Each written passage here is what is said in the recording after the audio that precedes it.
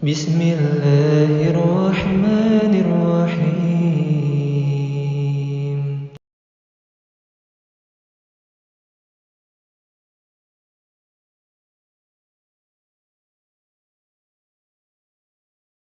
Kita mulai. Bismillahirrahmanirrahim. Assalamualaikum warahmatullahi wabarakatuh. Innal hamdalillah walhamdulillahilladzi hada li hada wa ma kunna linahtadiya lan hadana Allah. Asyhadu an la ilaha illallah wahdahu la syarika lah. Wa asyhadu anna Muhammadan abduhu wa rasuluh. Wa huwa shadiqul amin wa khatamal anbiya'i wa mursalin wa ala alihi wa sahbihi ajma'in wa man tabi'ahum bi ihsanin ila yaumiddin. Usikum wa nafsi bi taqwallah faqad fazal muttaqun. Qala Allah Ta'ala fi kitabihil karim ba'da na'udzu billahi minasy syaithanir rajim. Bismillahirrahmanirrahim. Ya ayyuhalladzina amanu taqullaha haqqa tuqatih wa la tamutunna illa wa antum muslimun. Wa qala Rasulullah sallallahu alaihi wasallam la taqumu sa'a hatta yataqarrabaz zaman fatakuna as-sanah kasyahr wa yakuna asy-syahr kal jum'ah wa takuna al-jum'ah kal yaum wa yakuna al-yaum kas-sa'ah wa takuna as-sa'ah ka ihtirafi sihafah. Rawahu Imam Ahmad bi sanadin sahih. Summa qala fi haditsil ukhra ittaqillaha haitsu ma kunta wa bi sayatal hasanata muha wa khaliqin nas bi khuluqin hasan wa khairukum man ta'allama al-Qur'ana wa 'allama. Iqra'ul Qur'an fa innahu ya'ti yaumal qiyamah syafi'al yasabi. Rabbi ishrah li sadri wa yassir li amri wahlul 'uqdatam min lisani yafqahu qawli. Rabbi zidna ilma warzuqna fahma waj'alna minas sholihin. Amma ba'd. Alhamdulillah, para hadirin jamaah, bapak-bapak, ibu-ibu, saudara-saudaraku yang dimuliakan oleh Allah Ta'ala, pada kesempatan yang berbahagia ini tidak lupa kita untuk senantiasa bersyukur atas segala limpahan nikmat-nikmat yang Allah berikan kepada kita, terutama nikmat sehat dan nikmat waktu. Dengan nikmat ini alhamdulillah kita masih diberi kesempatan oleh Allah untuk bisa bermuajahah, bertatap muka, untuk bisa berkumpul di majelis ilmu yang mulia ini. Mudah-mudahan apa yang kita lakukan pada kesempatan yang mulia ini senantiasa mendapatkan barokah, taufik, rahmat dan ridho dari Allah Subhanahu wa taala. Amin ya rabbal alamin. Yang kedua, mudah-mudahan salat serta salam senantiasa terlimpahkan kepada baginda kita yang mulia, suri tauladan kita dalam segala aspek kehidupan, yaitu nabi yang senantiasa akan menyelamatkan, memberikan syafaat atas izin Allah pada hari kiamat kelak, yaitu Muhammad Rasulullah sallallahu alaihi wasallam beserta para keluarga, para sahabat dan juga umatnya mulai dahulu sampai akhir zaman yang senantiasa berpegang teguh kepada agama Islam. Ayo ikhwan wa ikhwati azakumullah, para jamaah, Bapak Ibu yang dimuliakan oleh Allah Subhanahu wa taala, apabila kita menghayati dan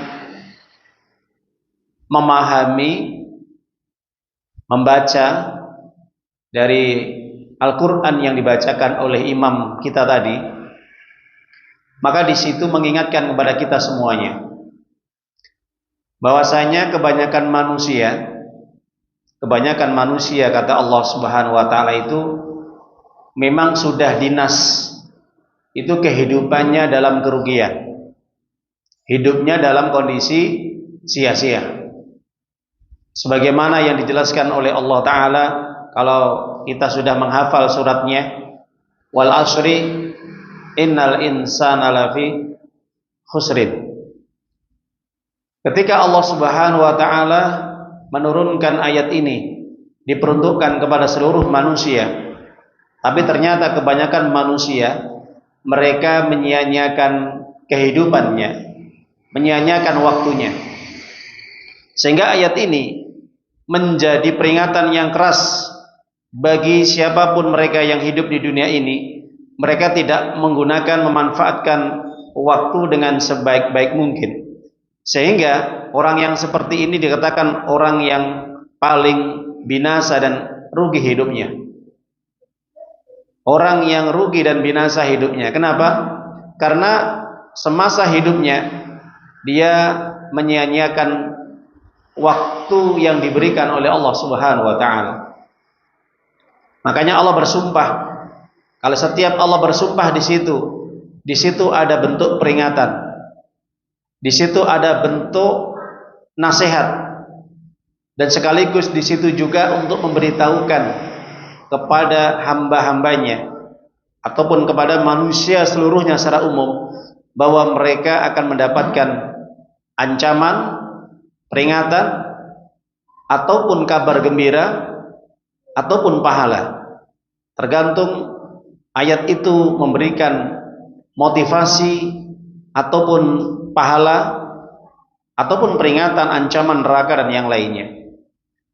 Kalau kita pahami para jamaah Bapak Ibu yang dimuliakan oleh Allah Subhanahu wa taala, ketika manusia itu mereka sudah menyia-nyiakan waktunya, pasti mereka akan menyia-nyiakan segala hal. Kalau kita berikan contoh, ketika Allah memberikan waktu selama 1 hari, 1 malam 24 jam ini, ketika Allah memberikan amanah waktu 5 kali yang digunakan untuk menyembah, sujud, rukuk kepada Allah Subhanahu wa taala, ternyata 5 waktu dalam putaran 1 hari 1 malam 24 jam ini, 5 waktu yang harusnya ini dimanfaatkan, digunakan untuk ibadah kepada Allah, ibadah sholat. Ketika mereka meninggalkan 5 waktu ini secara tidak langsung, mereka telah menghancurkan, merusak, menyia-nyiakan waktu selama 24 jam. Jadi kalau orang itu sudah menyia-nyiakan sholat 5 waktunya, secara tidak langsung menghancurkan hidupnya selama 24 jam. Banyak kalau kita perhatikan para jamaah Bapak Ibu yang dimuliakan oleh Allah Subhanahu wa taala. Ketika Nabi Muhammad SAW menjelaskan dalam hadis Imam Muslim, man taraka salat al-asri faka'annama utira ahlu wa maluhu, atau dalam riwayat yang lain, man fatatu salat al-asri habitat amaluhu. Barang siapa yang dia berani meninggalkan salat asar saja, 1 waktu itu, seakan-akan dia telah menghancurkan, membinasakan keluarga dan hartanya. Dalam riwayat yang lain, Nabi menyebutkan siapapun mereka yang menyia-nyiakan sholat asar saja, sholat asar ini 1 waktu saja, maka dia akan kehilangan seluruh aktivitas amal yang dia kerjakan. Jadi seakan-akan selama 1 hari itu tidak bermanfaat, tidak berkualitas di sisi Allah Subhanahu wa taala ketika dia sudah berani meninggalkan sholat asar. Itu 1 waktu. Bagaimana ketika orang menyia-nyiakan sholat 5 waktu?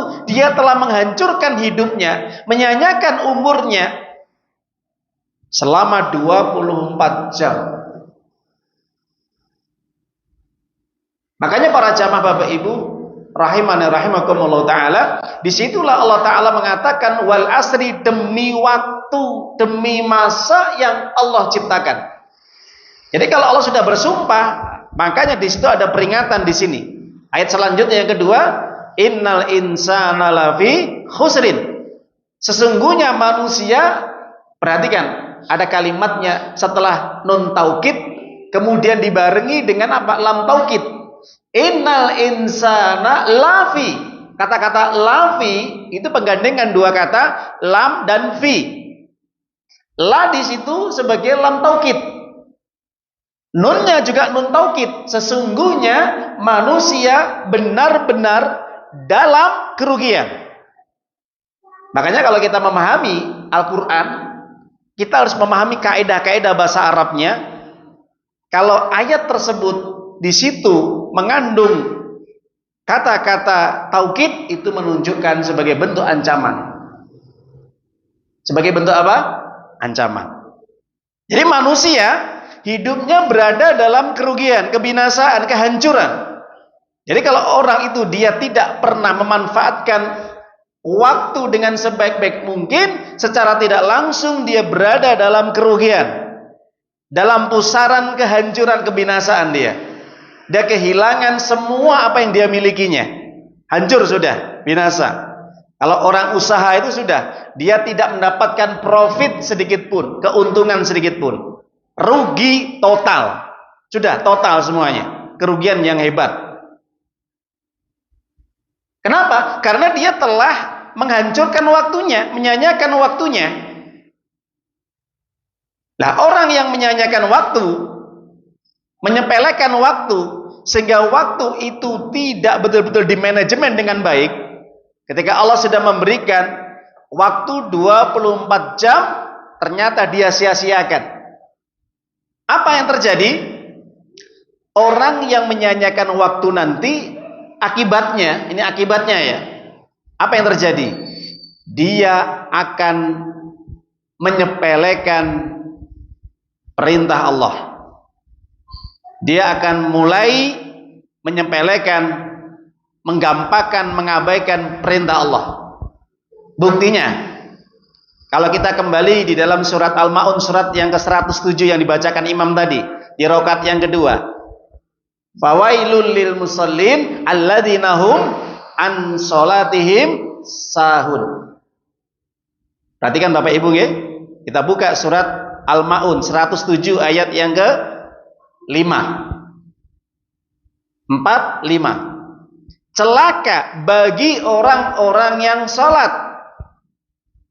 Kenapa orang-orang yang sholat itu celaka para jamaah Bapak Ibu? Apakah sholat mereka itu karena mungkin kurang baik ketika dia sholat, kurang khusyuk dan yang lainnya? Itu wajar. Itu wajar. Orang kalau ibadah sholat, kita saja contoh, kalau kita sholat, kita nggak mungkin akan bisa khusyuk 100%, nggak mungkin. Betul nggak Bu? Pak? Kenapa? Karena orang mencapai kekhusyukan yang tingkat level yang tinggi itu tidak mudah. Itu butuh yang namanya ihsan. Apa ihsan? Ihsan itu tumbuh dalam jiwanya kebaikan. Kalau orang sudah tumbuh di dalam dirinya ihsan, maka dia bisa mencapai khusyuk yang luar biasa. Sebagaimana Nabi kita yang mulia sallallahu alaihi wasallam ini sudah tingkatannya ihsan. Bukan Islam, bukan iman, tapi sudah ihsan. Kalau kita masih Islam, mungkin saja iman atau beriman itu mungkin level yang kedua. Kita masih di level yang paling bawah, namanya Islam. Kenapa? Kita tetap menjadi orang muslim. Kita menjadi orang muslim, tapi di satu sisi kita ini berbuat baik, di satu sisi kita menjalankan perintah Allah, kita berpegang teguh kepada agama Allah. Salat kita jaga 5 waktu, puasa kita kerjakan setiap tahun sekali Ramadannya. Mungkin kita juga berangkat ngaji hari ini, kita mencari ilmu. Kita juga mungkin semangat baca Quran, tahajud kita, ibadah-ibadah sunnah yang lainnya. Mungkin. Tapi di satu sisi kadang-kadang kita juga masih berbuat maksiat. Bisa jadi dosa kecil sampai dosa besar. Kita masih belum bisa meninggalkan perbuatan dosa besar kita. Mungkin di antara kita kadang masih menyepelekan, meninggalkan, mengabaikan, sering-sering meninggalkan apa? Sholat berjamaah. Kadang kurang kita berbakti kepada orang tua. Mungkin bisa jadi kita masih durhaka kepada orang tua. Kadang-kadang kita sering meninggalkan ibadah-ibadah sunnah kita, menggampangkan sunnah-sunnah kita, ibadah yang sunnah. Bisa jadi kita masih berbuat buruk, dolim kepada tetangga kita. Bisa jadi kita mungkin banyak masalah, atau mungkin kita berbuat dolim kepada saudara kita, dan masih banyak lagi. Nah, ini tingkatan masih Islam. Kenapa? Di satu sisi dia mengerjakan perbuatan kebaikan, perintah, wajib, tapi di satu sisi juga dosanya masih jalan terus. Ada sebagian juga mereka yang tetap menjaga sholat 5 waktunya, menutup aurat, belajar agama, tapi di satu sisi juga mereka masih makan riba, masih korupsi, masih suka mengfitnah, suka senang mengadu domba dan yang lainnya. Nah ini kan dosa besar, masuk dalam dosa besar al-kabair. Meskipun kewajiban-kewajibannya tetap dijaga perintah Allah. Nah, nanti kalau sudah masuk level yang ke iman, orang yang beriman ini, maka apa yang terjadi kalau orang mukmin ini sedikit sekali perbuatan dosanya itu sudah diminimal mungkin ini ya, ditekan ini perbuatan dosanya ditekan, maksiat-maksiatnya ini mulai ditinggalkan sedikit demi sedikit, tapi tetap dosa-dosa kecilnya jalan terus. Bicara kotor, bicara yang tidak baik dan yang lainnya. Ini dosa-dosa kecilnya masih. Kadang masih suudzon, prasangka yang buruk dan yang lainnya. Nah, orang yang level seperti itu bisa jadi kita. Sehingga ini akan berdampak kepada sholat kita. Sholat kita yang kita kerjakan bisa menjadi khusyuk yang level tinggi itu sulit. Kenapa? Karena perbuatan dosa maksiat itulah yang akan bisa menjadi apa? Gangguan di dalam ibadah sholat kita. Pengaruh betul Bapak Ibu. Makanya kalau orang sudah tingkatan ihsan, orang yang betul-betul dia berbuat baik dalam segala kehidupan dia, dan dia betul-betul meninggalkan dosa besar, bahkan dosa kecil pun ditinggalkan, tidak masuk dalam lumpur dosa, atau mengerjakan yang makruh yang dibenci, apalagi yang haram. Ini ihsan. Orang yang ihsan ini sholatnya hebat. Hebat betul Bapak Ibu. Kenapa? Nabi mengatakan, ketika ditanya oleh malaikat Jibril, Nabi ditanya malaikat Jibril, akhbirni anil ihsan, Muhammad, beritahukan tentang apa itu ihsan. Nabi SAW menjawab, al-ihsan anta'budallaha ka'annaka tarahu fa illam tarahu fa innahu yara. Ihsan itu ketika seseorang dia beribadah kepada Allah, ketika dalam ibadahnya dia kepada Allah Subhanahu wa taala, salatnya, puasanya, membaca Qur'annya, tahajudnya, puasa-puasa sunnahnya, sedekahnya, ngajinya, belajar agama, menuntut ilmu dan berbagai ibadah yang lain, kata Nabi, seakan-akan ketika dia sedang ibadah, dia itu bisa merasakan kehadiran Allah di hadapannya. Paham Bapak Ibu? Ketika dia ibadah bisa merasakan kehadiran Allah ada di hadapannya. Jadi yang ada di pikirannya, jiwanya, hatinya Allah, Allah, Allah. Selalu melihat, memantau, mengecek segala ibadah yang dia kerjakan. Seakan-akan ibadahnya itu selalu diawasi sama Allah. Sehingga orang yang ihsan itu Bapak Ibu, nyun sewu, maaf, sedikit sekali bahkan sulit dia akan muncul benih-benih riya. Apa riya? Pamer, sum'ah, ujub, bangga diri, sombong dan yang lainnya. Orang kalau sudah ihsan itu tingkatan yang luar biasa ketika dia beribadah kepada Allah Subhanahu wa taala. Jadi ibadahnya hanya apa? Untuk mencari ridho Allah, pandangan Allah, perhatian Allah, bukan caper kepada manusia. Apa itu? Cari perhatian supaya manusia itu melihat dirinya sedang ibadah, sedang melakukan apapun yang dia lakukan, pengen dilihat, pengen didengarkan, pengen dipuji, pengen disanjung, atau menjadi kebanggaan bagi orang lain. Ini orang ihsan luar biasa, menutup rapat-rapat pintu-pintu syaitan yang memasuk dalam hati seseorang ketika dia sedang ibadah. Ini sudah tingkatan ihsan. Makanya orang sholat, ketika dia ini bisa menghilangkan semua kotoran-kotoran hatinya, dia bisa merasakan Allah hadir ada di hadapannya. Allah melihatnya. Kalau dia tidak bisa melihat Allah, Allah melihatnya. Kenapa? Konsentrasi penuh, pikirannya penuh, di hadapan dia ada Allah. Jelas Bapak Ibu? Tapi kalau orang sedang sholat saja, ketika pikirannya kemana-mana, mikir makanan, mikir pekerjaan, mikir istrinya, mikir anaknya, mikir nanti yang lain. Yang masih pikiran-pikiran dunia melekat dalam pikiran dan jiwanya, ini belum masuk tingkatan ihsan, masih iman, bahkan Islam. Ini berdampak loh ya, para jamaah Bapak Ibu. Berdampak sekali. Dosa ini bisa menghalang-halangi kita, ini bisa menjadikan kita baik dalam ibadah kita, kekhusyuan sholat kita dan yang lainnya. Nah, ini penting sekali yang harus kita garis bawahi. Makanya para jamaah Bapak Ibu, ketika orang itu sudah melalaikan sholat, apa mereka? Mereka yang menyanyiakan waktu sholat. Sholat, tapi kadang-kadang waktunya sudah mepet, habis. Ya, baru dia sholat. Atau kadang sholat, kadang enggak, masih bolong-bolong dan yang lainnya. Nah, orang-orang seperti ini para jamaah Bapak Ibu, ini orang-orang yang lalai. Sebagian ahli tafsir mengatakan mereka sholat hanya musiman. Ini juga masuk dalam orang-orang yang lalai. Orang kalau sudah melalaikan waktu, dia akan melalaikan segala amal ibadahnya. Lalai dari sholatnya, sudah nggak mau sholat, sudah tidak mau puasa, sudah tidak mau mengaji, menuntut ilmu. Dan masih banyak perintah-perintah akan dilalaikan, ditinggalkan. Pengaruh Bapak Ibu. Makanya di situ Allah mengatakan wal asri, demi waktu, demi masa. Kebanyakan manusia hidupnya berada dalam kerugian, hancur sudah.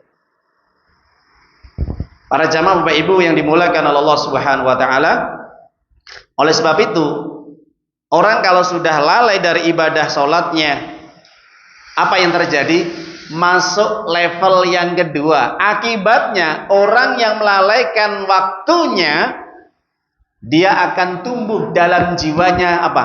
Cinta harta. Apa Bapak Ibu? Cinta harta. Ketika dia mendapatkan harta, tumbuh dalam jiwanya, dalam hatinya, dia merasa itu adalah sesuatu yang hebat dalam hidupnya. Bahkan dia mengatakan orang sukses itu kalau dia sudah bisa apa? Beli rumah, beli mobil, diangkat jadi pegawai negeri. Orang kalau sudah hebat itu, kalau orang yang sukses itu, orang itu sudah bisa apa yang dicita-citakan itu bisa dilakukan dan tercapai. Itu orang sukses. Betul Bapak Ibu? Betul? Kalla, tidak. Makanya diperingatkan sama Allah tadi ketika kita sholat. Allah sudah memperingatkan kepada kita semuanya, para jamaah Bapak Ibu. Di dalam surat At-Takasur, surat yang 102 tadi, ayat pertama sampai ayat 6, Allah menyatakan, Alhaakumut takasur hatta zurtumul maqabir kalla sawfa ta'lamuna summa kalla sawfa ta'lamun kalla law ta'lamuna ilmal yakin la tarawunnal jahim. Kebanyakan manusia ketika dia sudah berani melalaikan waktu hidupnya, itu akibatnya dia itu tumbuh dalam dirinya suka memamer-mamerkan hartanya, suka membangga-banggakan hartanya. Saya sudah bisa beli mobil. Kamu sudah beli apa? Saya sudah bisa beli rumah. Kamu sudah bisa apa? Saya sudah bisa beli tanah. Kamu sudah bisa beli apa? Terus seperti itu. Apa yang dia miliki dari kehidupan dunia ini menjadi kebanggaan. Makanya kadang-kadang orang tua yang salah itu, ketika orang tua anaknya sudah sukses urusan dunia, itu menjadi kebanggaan tersendiri bagi orang tua. Betul? Betul nggak Pak Bu? Anak kalau sudah ya angkat jadi pegawai negeri, wah bangga orang tuanya. Anak kalau sudah bisa sukses beli rumah sendiri, bangga orang tuanya. Anak kalau sudah bisa beli kendaraan sendiri, mobil, motor atau yang lainnya, bangga orang tuanya.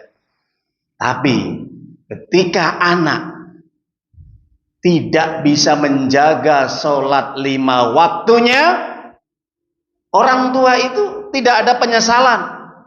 Bahkan sebaliknya, mungkin bangga. Dan tidak ada orang tua yang dimana ketika anaknya menjadi anak yang ibadah, yang soleh, menjadi kebanggaan tersendiri, kecuali orang tua yang dirahmati oleh Allah, kecuali orang tua yang soleh. Jadi kalau anaknya Masya Allah sudah bisa sholat 5 waktu, ya, yang dulunya sholatnya masih bolong-bolong, ini orang tua yang dirahmati, bangga dengan anaknya. Meningkat lagi ketika anaknya sudah bisa sholat 5 waktu berjamaah, yang laki-laki. Kalau orang tua yang dirahmati sama Allah, bangga dia. Masya Allah, anakku sudah rajin sholat 5 waktu. Anaknya meningkat lagi, sudah bisa menjaga sholat 5 waktu berjamaah, rajin mengaji, menuntut ilmu, belajar agama. Orang tua yang dirahmati, ini bangga dengan anaknya. Anaknya sudah bisa menjaga ibadah-ibadah sunnahnya, sholat sunnahnya tertib, puasa sunnahnya tertib, rajin bersedekah, berbuat baik kepada orang lain dan yang lainnya, dalam berpakaian, berpenampilan, tampak sunnah-sunnahnya. Kalau orang tua yang dirahmati, bangga melihat anaknya itu dia meneladani sunnah-sunnah Rasul. Itu bagi orang tua yang dirahmati oleh Allah. Tapi kalau orang tua tidak dirahmati sama Allah, kenapa? Karena orang tua tidak pernah membanggakan ketika anaknya menjadi anak yang ahli ibadah, ahli sholat, ahli Quran, dan ahli apapun dalam beribadah kepada Allah. Saya tanya Bapak Ibu, terutama mas-mas ini yang para pemuda ini, pernah antum mendapat acungan jempol, mendapat kebanggaan dari orang tua, surprise, ketika antum sekalian sudah bisa menjaga sholat 5 waktunya dengan tertib, terutama berjamaah? Ada ucapan dari orang tua, Masya Allah, anakku sudah rajin sholat 5 waktu berjamaah. Pernah dengar? Ada yang pernah dengar seperti ini? Surprise dari orang tuanya? Mungkin ada, tapi tidak seberapa, sedikit sekali. Betul? Iya.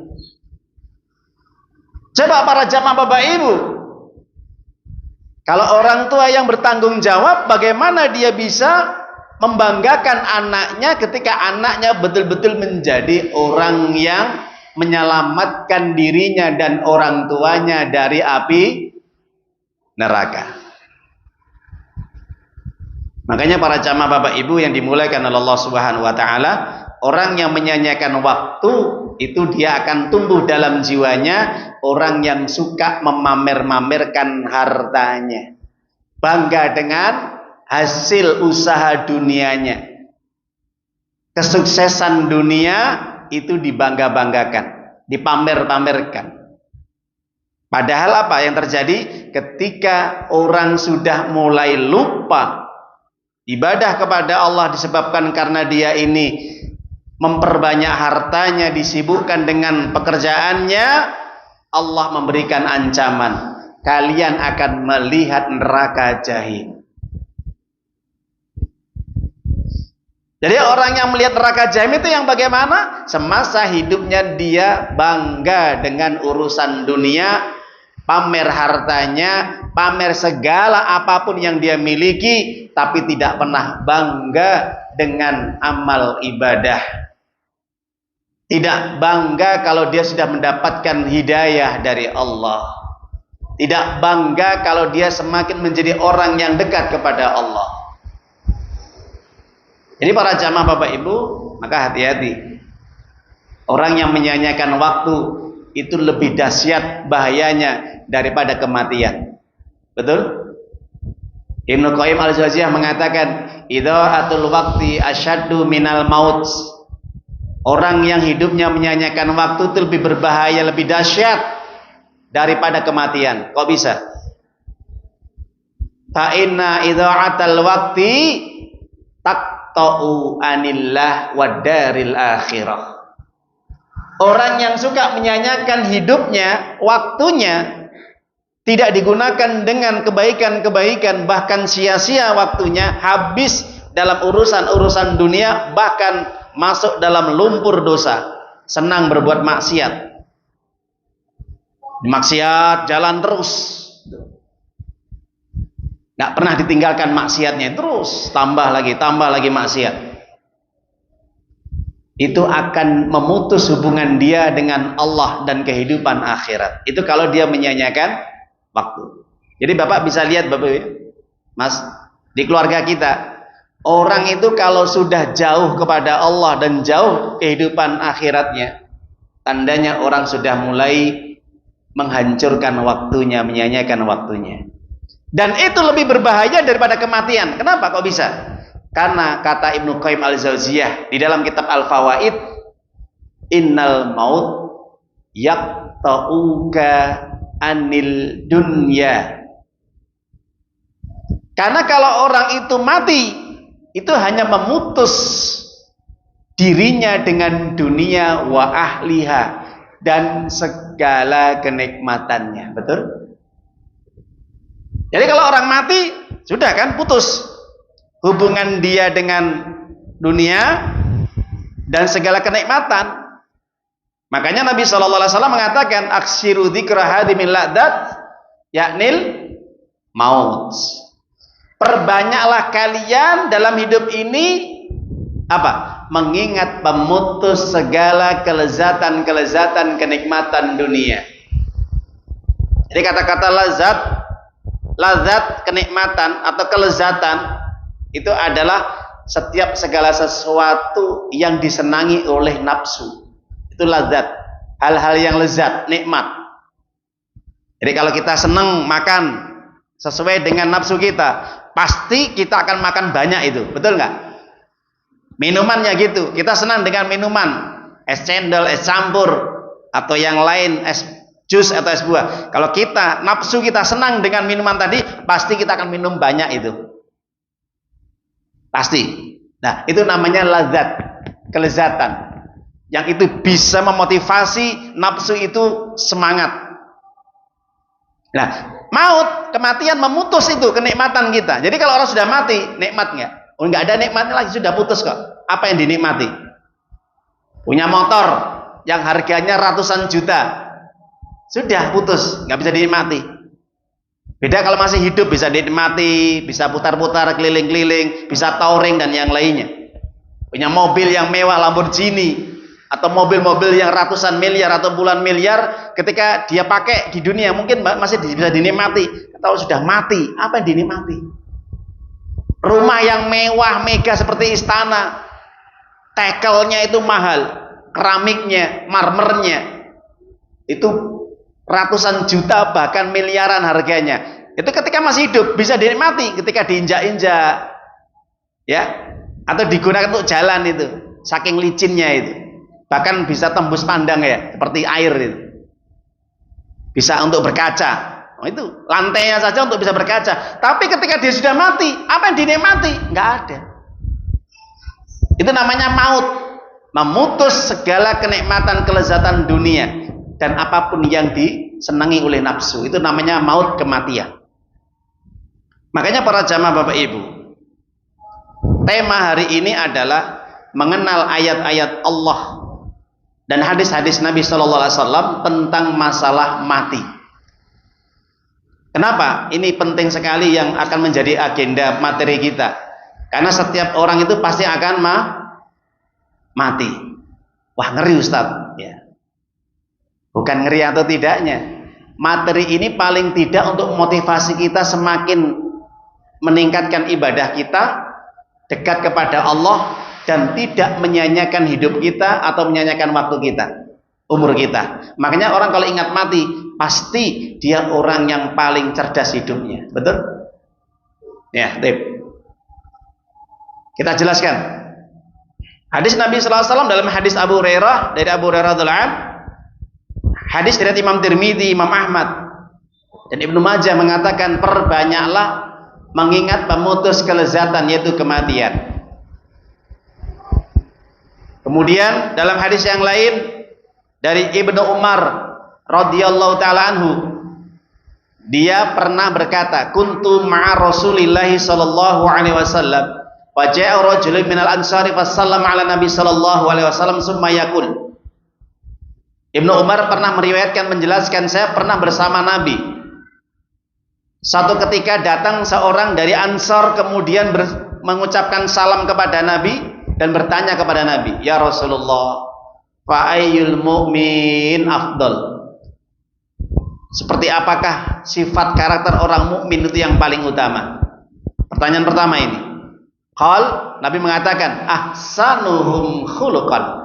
Orang mukmin yang paling utama adalah mereka yang memiliki akhlak yang baik kepada manusia, baik kepada orang tuanya, baik kepada jamaahnya, baik kepada tetangga-tetangganya, baik kepada teman-temannya dan orang lain, baik yang dikenal maupun tidak kenal, baik akhlaknya.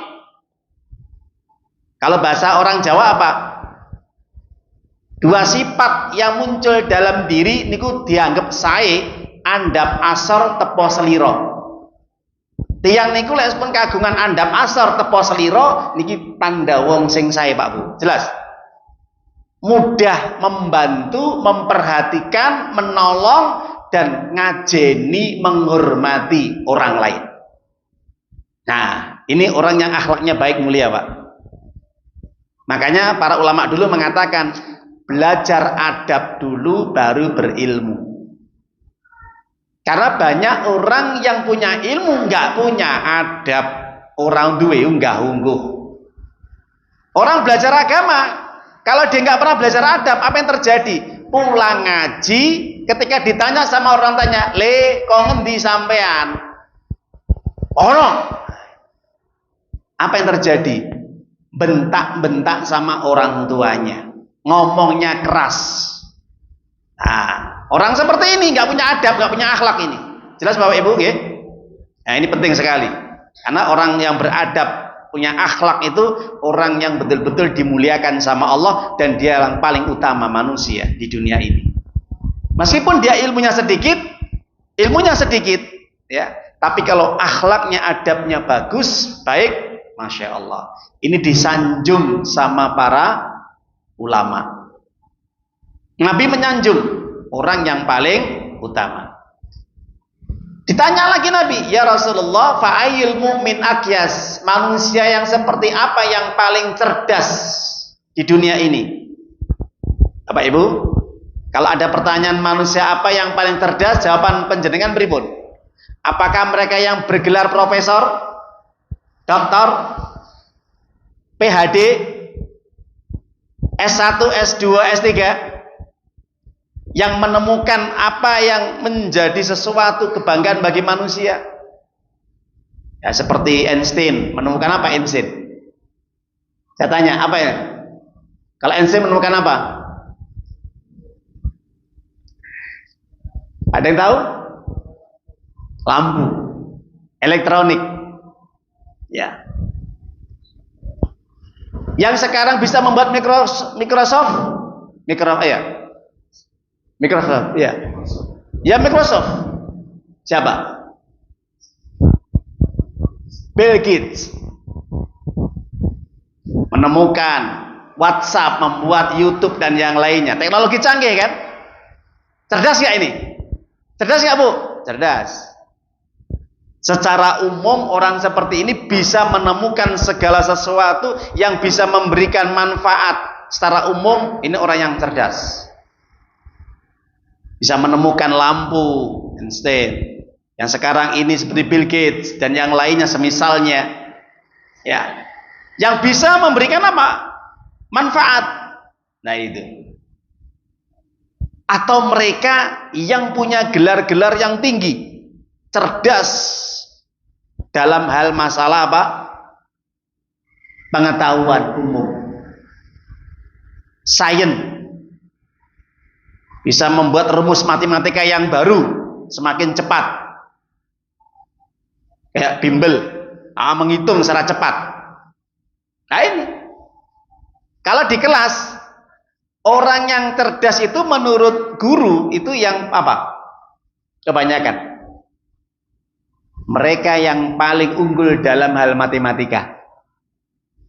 Bapak Ibu, ini mas-mas ya, pernah sekolah kan?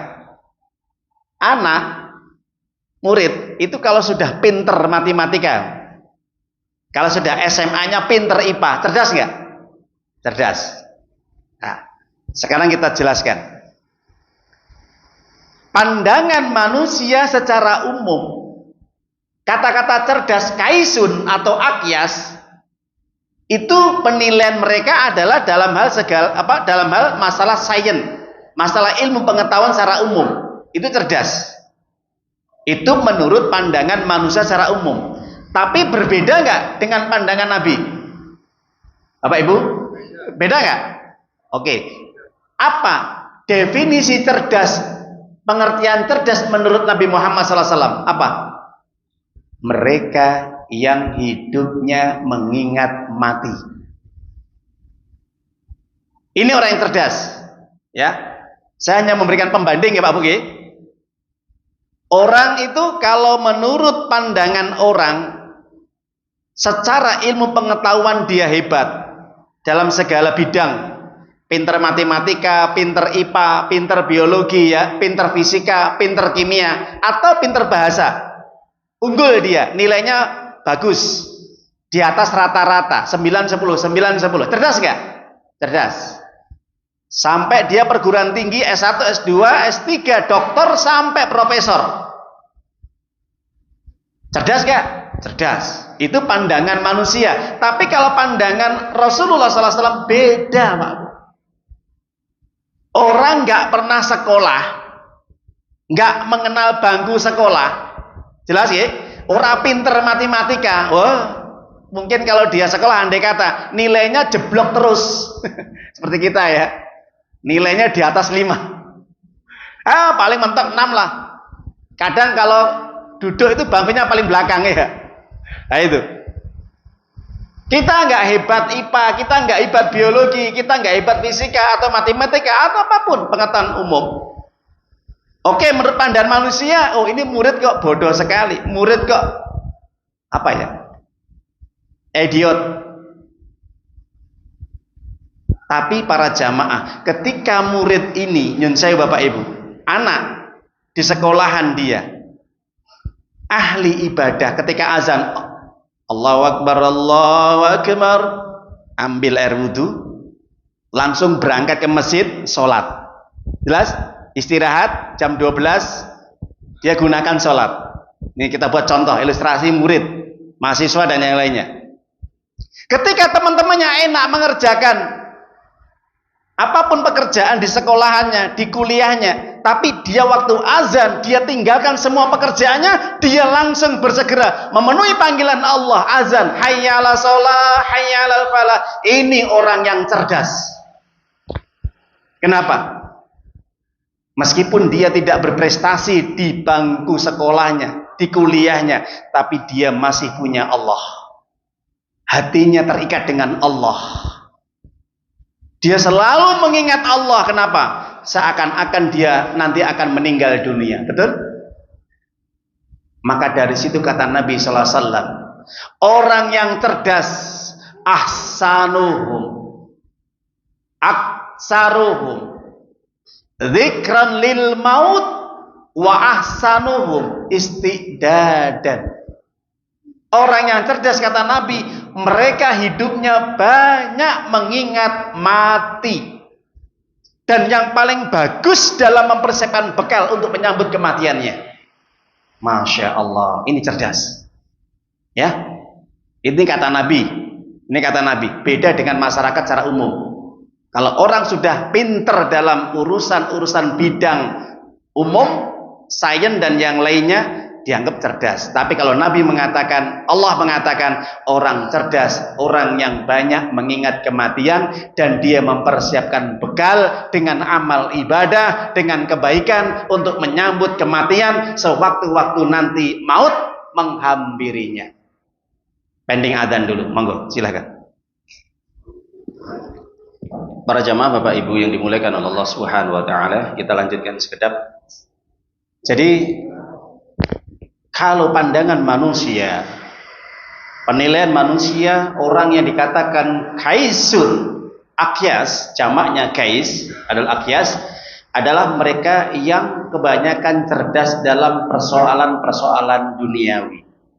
Sebaliknya pandangan Nabi Muhammad SAW dan pandangan Allah Ta'ala, orang yang cerdas, orang yang pandai, orang yang pintar adalah mereka yang hidupnya selalu diisi dengan kebaikan-kebaikan, amal soleh, dan selalu hidupnya mengingat mati. Dimanapun dia mengingat mati, di jalan mengingat mati, di rumah mengingat mati, di kantor mengingat mati, di pasar mengingat mati, di masjid mengingat mati. Dimanapun tempat dia mengingat mati. Sedang bekerja, sedang nyantai, mau tidur, bangun tidur, aktivitas apapun yang diingat hidupnya adalah apa? Dzikrul maut, mengingat kematian. Orang kalau sudah mengingat kematian, kata Nabi Muhammad SAW, apa? As-sanuhum isti'dad, akan memperbagus amal ibadahnya. Ada kisah sebelum saya tutup. Ketika saya masih sekolah SMA dulu, dalam satu kelas, ini fakta ya, real, saya tidak buat-buat. Dan salah satu kelas ini, memang teman saya ini hebat dalam hal masalah matematika dan IPA. Juara 1 terus dia. Masya Allah. Kalau sudah ngerjakan matematika Pak Bu, sudah. Gurunya itu kayak melihat dia itu seperti manusia istimewa. Kenapa? Setiap pertanyaan, setiap dikasih tugas bisa ngerjakan. Cepat, langsung. Duluan dia. Kalau saya kadang masih mikir, wah ini nggak bisa, berat, belum rumusnya ini, mikir dulu. Dia sudah dikerjakan, selesai. Ada pelajaran IPA, masya Allah, dia kerjakan. Ya, mengukur sudut, panjang dan yang lainnya, gravitasi dan yang lainnya, oh dia pandai. Kebanggaan bagi guru-gurunya dia, karena prestasi. Apa yang terjadi Pak Bu? Ketika di waktu-waktu azan sholat, pernah guru memberikan kelompok dalam mengerjakan tugas. Pas ketepatan saya masuk kelompoknya dia. Saya digandengkan, dikumpulkan dengan kelompoknya dia. Ketika mengerjakan tugas, waktu PR tugas itu dikerjakan kelompok, ngerti kan? Ketika kita kerjakan tugas bersama-sama, ketepatan dia, orang yang pinter masalah IPA, matematika, mungkin pelajaran yang lain, cuman kelemahannya satu dia, bahasa Inggris saja mungkin kurang bagus dia, itu ya. Nah, tapi bagi guru-guru gak ada masalah, gak pinter bahasa Inggris, yang penting matematikanya, IPA-nya, atau fisikanya, kimianya bagus. Itu menjadi kebanggaan bagi guru-guru Pak, betul nggak? Loh, ini pengalaman kita SMA, saya katakan real ini. Ketika waktu sholat, adzan berkumandang, saya ajak dia, Mas, ayo bro, bahasa sekarang ya, bro, sholat dulu. Wah, sampai nih berangkat duluan, ini masih belum selesai. Loh, nanti kerjakan. Alah, sampai di sini. Apa yang terjadi Pak Bu? Ketika Allah memanggil dia, tidak segera disambut. Padahal sudah saya ingatkan, ayo sholat dulu, kita tinggalkan. Saya izin, saya tinggal sholat. Itu waktu SMA Bapak Ibu. Yang ketepatan, mungkin waktu saya SMA dulu sudah ketemu dengan ustadz-ustadz, jadi sudah dapat ilmu sedikit, petunjuk hidayah. Jadi sudah mulai aktif untuk sholat berjamaah dan lain. Saya ajak dia, saya ingatkan dia. Apa yang terjadi? Kamu duluan. Sampai saya pulang, apa yang terjadi Bapak Ibu? Padahal tugas itu belum selesai sampai jam 2 sampai setengah 3 waktu asar. Karena ya tahu saya. Oh, di situ campur ada laki-laki perempuannya juga kok ngerjakan tugas itu. Apa yang terjadi? Duh, kamu nggak sholat? Gampang. Itu menyepelekan perintah Allah. Saya katakan, Bapak Ibu, menurut pandangan Allah dan Rasulnya, ketika dia sudah meninggalkan ibadah sholat, cerdas nggak? Menjadi manusia yang paling hina dia. Betul. Makanya saya ingat apa yang disampaikan oleh Allah di dalam surat At-Tin. Allah Ta'ala mengatakan, laqad khalaqnal insana fi ahsani taqwim. Sungguh kami ciptakan, kata Allah, manusia itu dalam keadaan yang paling baik penciptaannya. Paling baik.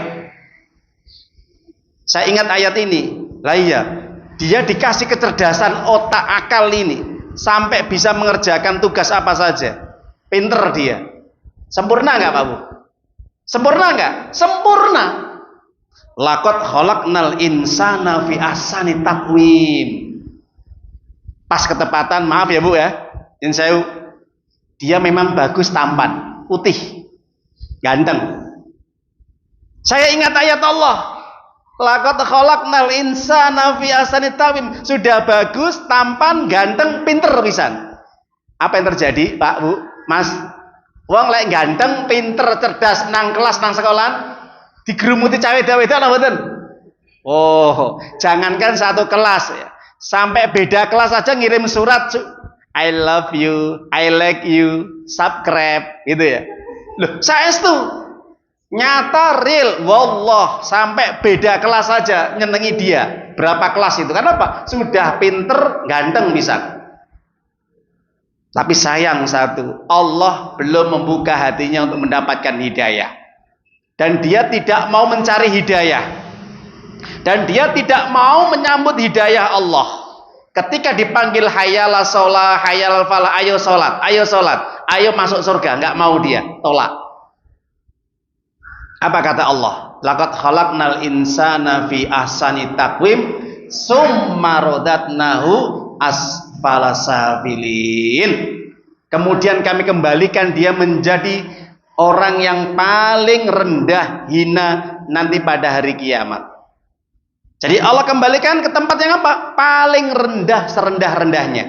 Mana? Neraka. Allah tidak pernah menilai hambanya seseorang itu dari rupa wajahnya, fisiknya, tampannya, hartanya, kayanya, dan yang lain. Betul nggak? Yang dilihat sama Allah itu apa? Iman, takwa, dan amal solehnya. Betul lah Bu? Oke. Terjawab ya. Jadi orang yang cerdas itu orang yang beriman, bertakwa, dan beramal soleh. Itu orang yang cerdas menurut pandangan Allah dan Rasulnya. Jadi para jamaah Bapak Ibu, itu kisah yang saya sampaikan kepada para jamaah. Makanya ketika kita sudah belajar agama, mengenal, memahami ayat-ayat Allah dan hadis-hadis Nabi, maka hidup kita akan semakin baik, semakin terarah dan semakin sempurna. Kenapa? Karena kita dibimbing sama Allah langsung dengan ayat-ayatnya. Para jamaah Bapak Ibu yang dimuliakan Allah SWT, mungkin itu yang kami sampaikan pada kesempatan berbahagia ini.